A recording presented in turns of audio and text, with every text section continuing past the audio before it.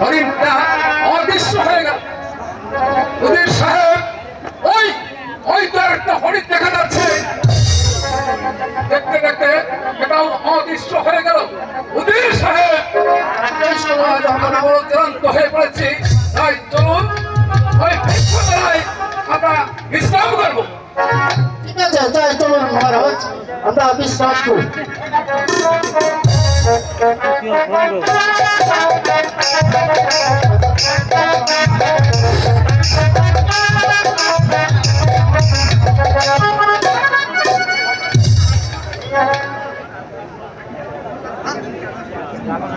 উজির সাহেব,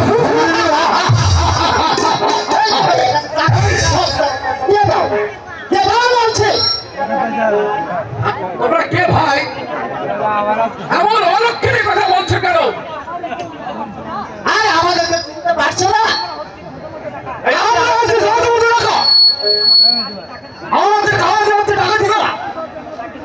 আমার তোমাদের কাছে যা দিতে আছে ভালোই ভালো সব কিছু দিয়ে দাও বলছি। নাহলে তোমার জন্য জীবন দেবে। ডাকাত ভাই, আমি তো হরিণ শিকার এসেছি, আমার কাছে টাকা পয়সা তো কিছু নেই। আর তোর টাকা পয়সা না আগে তোমাদের জীবন উজির সাহেব, ওনাদেরকে আপনি অক্ষত অবস্থায় ধরে ফেলুন, ওনারা যেন পালিয়ে যেতে না পারে। ঠিক আছে মহারাজ।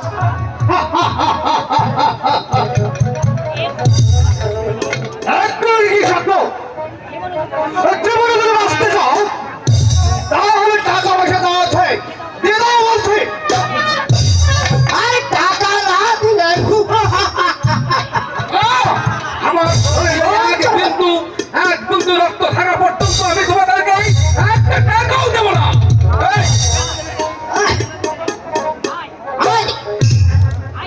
আইরে শয়তানের দল, আইরে শয়তানের দল।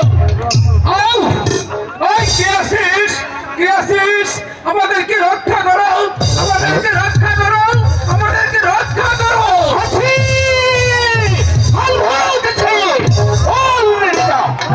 কি হয়েছে? বল, আমার কাছে সব খুলিয়ে বল।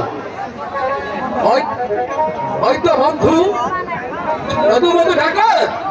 ও তাহলে যদুমধু ডাকাত। এই তোরা আমার জঙ্গল আমি এখানে রে ভালোই ভালোই চলে না। এই আমার আবার লোম খাড়া তোহাদের বক্ষ ভেদ করবি।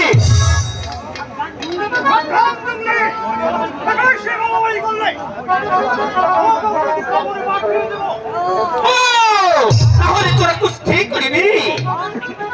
বল দেখি, তোহাদের দেখি বাহুতে কত শক্তি আছে।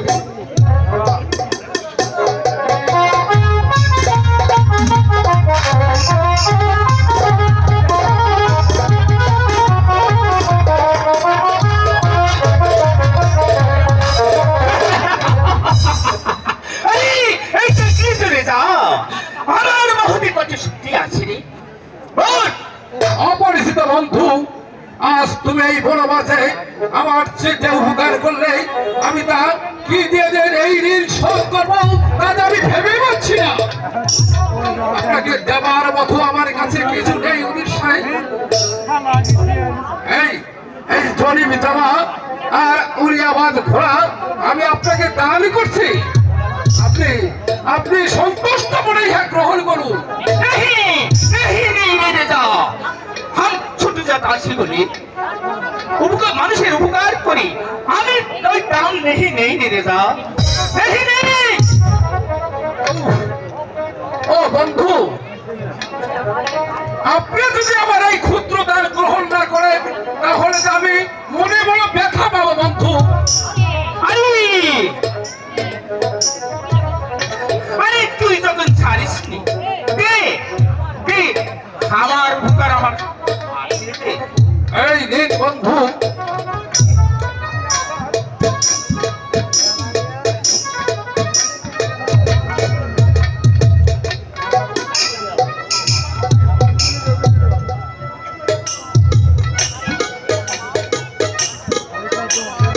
আমার এই জরিবি জামা আর চলে আসুন সঙ্গে ওই বৃক্ষ তলায় আমার উনিয়াবাদ খোলাবাদ আছে, আমি এটা আপনাকে দান করে দেব।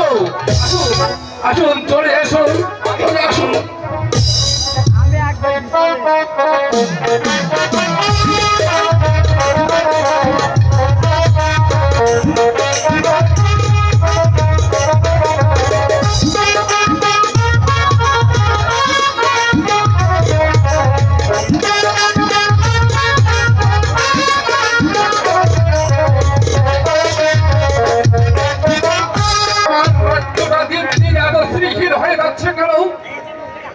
আমার প্রজাদের মুখের হাসি কে কেড়ে নিয়েছে? প্রজারা কেন মন মরা হয়ে বসে আছে? কি চিন্তা করছে তারা উজির সাহেব? আমার এই রাত সবাই প্রজারা হাসছে না কেন? এবং খাজনা আজও দিচ্ছে না। আমি কেমন করে বলবো? আমি তো কিছুই বুঝতে পারছি না। এই কি আছিস?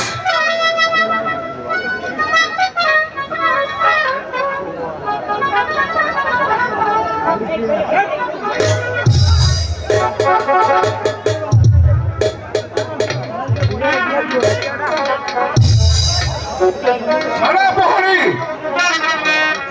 তুমি এই মুহূর্তে সমস্ত প্রজাদেরকে আমার আদেশ জানিয়ে দিয়ে বলবে, কাল ভোরেই আমার এই রাজ দরবারে যেন সকলেই সশরীরে হাজির হয়।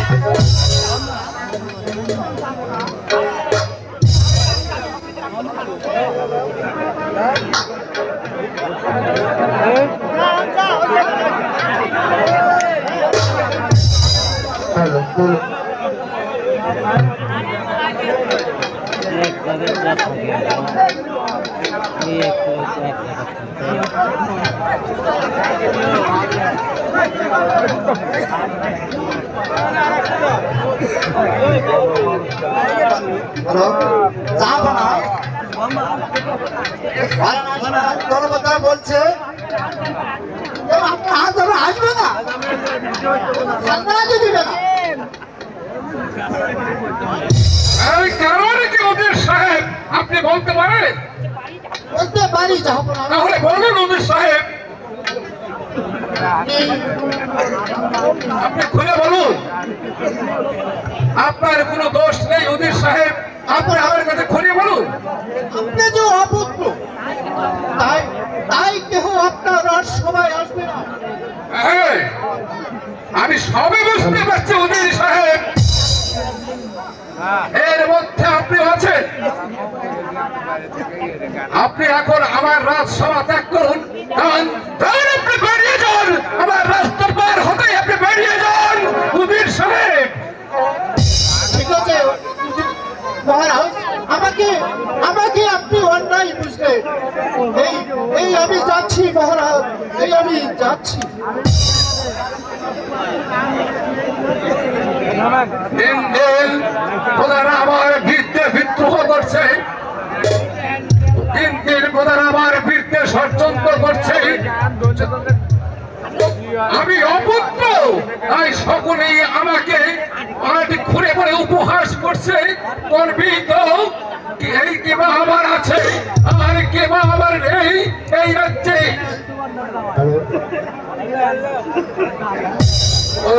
সুসজ্জিত হন উপভোগ, আমি এখানে আর থাকবো না। আমি এই রাজ্য ছেড়ে, ওই রাজপ্রাসাদ ছেড়ে চলে যাবো ওই নিগন বনে। খোদা খোদা গো, তুমি কেন আমাকে এই বিশাল রাজ্যের অধীশ্বর আমাকে করেছিলে খোদা? তুমি কি আমাকে একটি পুত্র সন্তান দান করতে পারলে খোদা?